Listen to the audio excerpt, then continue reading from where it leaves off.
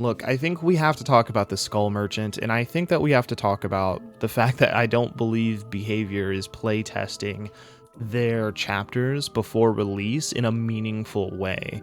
And I wanted to talk about why that is in this video. I think at the end of the day, the Skull Merchant has a kit that makes them undetectable, makes survivors exposed, creates these drones, and like some of that's neat, but like none of it does anything and doesn't seem to be driving towards any sort of end point, right? With the hag or the trapper, or there's a lot of killers where you can see the intended, like, this is what their ability is supposed to do, this is the intended effect of the ability. It doesn't really feel like that is the case here with the Skull Merchant. It feels like there's a lack of vision, and I feel like that's kind of a pattern we're seeing as of at least the past 2 updates and in prior updates. So let's talk about that. First, I want to talk about the PTB, because we have to talk about PTBs and why they're not effective for actually testing. It's a public test build PTB, and it comes out on Steam only because Behavior would have to pay to have a separate download on Sony PlayStation, on Xbox, and honestly, that gets really, really expensive to do for testing. And honestly, there are some really tough rules and regulations for Sony and Xbox when it comes to testing anything, because you could brick your console and things like that. So but the PTB is also really, really rough because most people don't download it, because on Steam you have to basically download the PTB on top of your live server game. You can't just switch between live and PTB. You're stuck playing the PTB until you re-download the live. So most people don't even bother downloading it because it's a hassle to do. It's not a separate client or a separate DVD that you install that you can click onto and then click regular. No, it is a whole involved process, and most people don't dive into it. And so the problem here is that you get into the PTB and there's not a lot of like good players. A lot of players don't know what they're doing or aren't, used to going against experienced killer players. But at the same time, a lot of people on PTBs are just looking to interact with the killer. They're just trying to figure out what the killer is about. They're trying to figure out perks. They're trying to figure out all these things, but they're not playing to win. The PTB honestly is just really good for doing really basic bug testing. That's about it. I mean, if we're taking this PTB leaked like buffs sort of thing that's going around, right? There's a leak that says that there are a bunch of buffs that were leaked in the PTB. I don't know why those would be in the PTB since we don't get to experience them. So I don't know about this.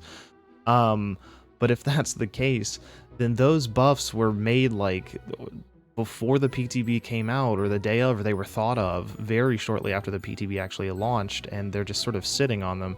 So I think the PTBs are mostly used for like bug fix patches or like bugs that maybe went under the radar, and I don't think that buffing changes really happen out of the PTB because of the PTB intrinsically. And I think that that's a problem. It feels like a bit of a waste of our time for us to give a lot of feedback about a killer's power only for it to release in a slightly tweaked state, numerically speaking. But that leads me to my next problem. The reason why Behavior can't thoroughly revamp a killer if it's not received well is because they don't have time. A lot of people, I think, seem to think that a killer releases and then 2 or 3 months later another killer releases and then 2 or 3 months later, and they're just worked on sequentially, but that's not how that works. If I were a betting man, when the Knight was in PTB, the Skull Merchant was well along in their development. They were testing abilities and powers and being sure things worked and whatnot in the background. Probably didn't have like maybe full textures or art assets yet, but as the Knight was in PTB, the Skull Merchant was well into development, and then whatever killer comes next is already in what I would consider to be pre-production, which means that there is some art, there is maybe a sphere moving around a grid, there is a concept for some powers, and I think Behavior is always working in this triplicate system because they have to. 3 months or 2 months is not enough time, right? If we think about, we have a killer that releases, and then we have a PTB for a mid-chapter, we have a mid-chapter, and then we have a PTB for a killer, and then the killer releases. Like, those are all like 2 or 3 weeks apart, and that's not enough time to actually develop anything. So realistically, Behavior has to start stacking their development so that they're working on like 3 killers at a time, or they're not going to have enough time to get stuff done. And so what we see is like when the Trickster came out, and I suggested that the Trickster had a very different change. I suggested that the Trickster could maybe take 10 knives to down, but could throw 5 knives at somebody and it would hold. The laceration meter would stop decaying and it would just like pause. And the idea here was like Trickster could throw like a few knives in you, a few knives in the next person, and then come back later and throw like a few more knives to like finish you off. So he didn't have to commit so hard to a single chase. And the idea there was basically met with like, well, it's not a bad idea. We don't have time, because that requires that the UI team makes changes, that requires that we make developmental changes, that requires that a lot of things go in that we don't have time for. And I think that that's where behavior is caught 90% of the time, is they don't have time, because they have 3 things deep on top of like any mid-chapter updates and balancing with like perks or whatever. They're just always 3 deep, which means that any buffs or nerfs, they can't be deep. They can't be a systems change. They have to be just numerics. And that's why we see strange changes come out that aren't really great. And that's why we don't see whole reworks very often. And that's why I don't have faith that the twins are ever going to get reworked, is because how do you fit rebuilding mechanics in with your development cycle of being 3 deep, if not more? I don't think you can. The next thing a lot of people would say is like, well, behavior should just take 6 months off and really like address some of these things. But I think the game dies if they do that. If I'm being totally honest, those of you that didn't like the Knight and don't like the Skull Merchant, are you playing the game less because you're bored? I mean, Spooky Loops just made a video about how bored he is of the content here, and I think a lot of people are feeling that way. Now imagine if there was no content whatsoever. I think controversial content is still content. While the Knight came out and a lot of people didn't like the Knight, a lot of people did like the Knight, like me, and still play the game because of that. The Skull Merchant is a bit of a snooze fest for me.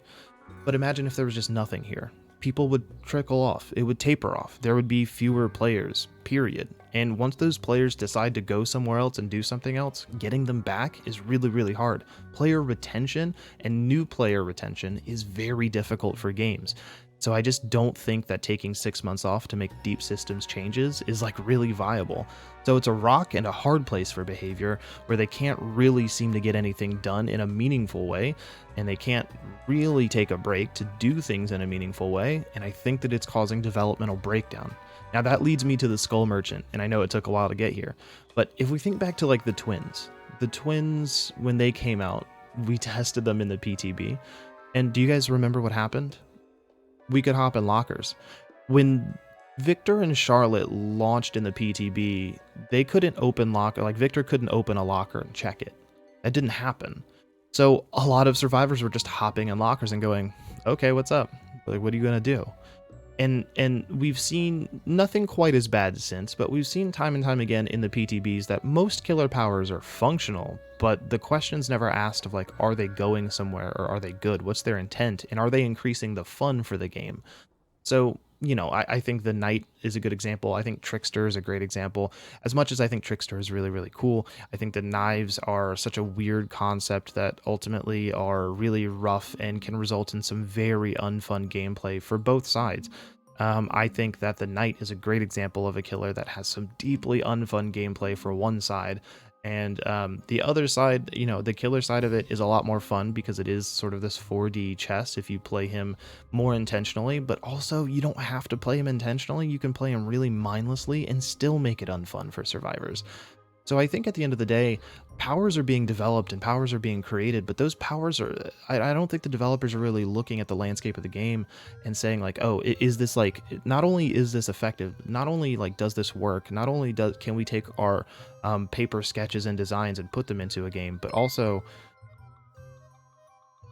I just got to sub. Just subscribe. But I don't think at the end of the day, the designs on paper, I don't think there's a question being asked of like, is this healthy for the game, right? I think we're seeing that with this new killer, where you're setting up a drone and you're hoping that a survivor gets exposed in the drone so they leave the loop.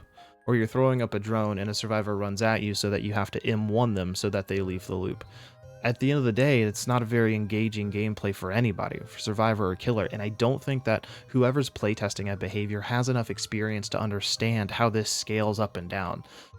one, I don't think at any point in time playing against the Skull Merchant is particularly fun. Honestly, that might be because I play at a high level, and so like at the end of the day, the strategy is always going to be the same: leave the loop, which is deeply frustrating. But at the same time, I don't know that low-level players are going to have a lot of fun with this either. This killer has a lot of endemic issues, right? They throw up a drone, it creates a cone, and that cone, if you're in it as a survivor, you become exposed. Over time, there's a little meter that counts up. It's a lock-on. It counts up, and then you're exposed, and then it ticks down. And if you walk out of the exposed cone that the drone is creating, it will decay a little bit, but if you step into another cone, it like continues to tick back up. And if the killer is in the cone, they become undetectable. So, you know, for a long time, I was like, maybe we're playing this wrong. A lot of people were spawning as the killer and putting these drones up near gens and being like, oh, these are gen defense. And if a survivor is in the cone, you can look at your radar and check and see what a survivor is doing. And you can like track them with this little radar. If they disable a drone, they get a claw attached to them, and you can track them. But the problem is like tracking people mid-chase is deeply ineffective. It's not very good. You can track somebody and be like, okay, I should vault the shack window now, but survivors can bait that out. They can like, it's not very good or useful information. A mind game is oftentimes going to be a lot more effective than that, in my opinion. But also, survivors, like we said, being exposed is not really powerful when they just leave the loop or force you to M1 them, and if they're already injured, then the exposed has no threat. And while you're pushing to try to expose somebody, someone's disabled your drone across the map and they have a tracker on them for 20 to 25 seconds that you can effectively do nothing with. The tracker's really cool. You can go, okay, you're over there, neat, I have to commit to this chase or I've wasted a ton of time. Just nothing is particularly effective in this kit. And my question, my thought is, was this tested? Like, what's the design philosophy? You know, at first I thought, oh, eureka, this is a trap killer. So they're putting traps at loops and pushing survivors into them. But that doesn't even work very well, especially because the drones are so easy to disable and because they're so obvious. Traps work as Trapper and Hag because they're not obvious. They're very discreet. You go, oh, there's a trap here, but you're already there. But a lot of people, just like with the Knight, can run up and see these giant auras and go, yeah, I'm not doing that. I don't want to engage with that. And that's the problem, is there's no clear design intent, and it doesn't feel play tested. At the end of the day, it kind of feels like the design is written down and then it's implemented, but nobody's stopping to question whether it's a fun set of mechanics and what it's intended to do and how it can be countered. It seems like there's a lack of experience to be able to answer those questions, because when you playtest, you have to be able to see how things scale from a high level to a low level and everything in between. How are high level players going to play this? Are they going to leave the loop, whereas low level players may stick around at a loop and become exposed? This is the difference, and I don't think that there's enough experience to make these calls. And as a Fog Whisperer, I know that I'm not being asked to make any calls. I know that none of us are being tapped to play tests, or I think that a lot of this would be preventable. So I don't know. That's where I stand. What do you guys think about the Skull Merchant? Let me know in the comments down below, and I'll talk to you in the next video.